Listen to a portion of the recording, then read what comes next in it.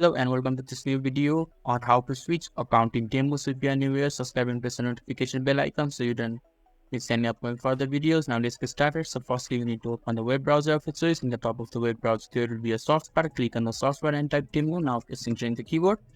After that, you just have to click on the first search result, that is Temu. Just click on it and their interface will be open right in front of you. Now you just have to look in the right hand side of the navigation bar. There is account and order button. You just have to hover around it and a pop-up box will appear. And in the bottom of the pop-up box, there is switch account button. Just click on that and this pop-up notification box will be open right in front of you. And in order to switch, you just need to add first a new account. Just click on the add account button. After that, you need to enter your email address, or you can also choose different option, that is continue with Google, Facebook, Apple. So I'll just click on continue with Google and I'll choose a email address to continue, and I'll just click on the continue button that is on the right hand side. After that, as you can see, I have successfully switched my account in Temu.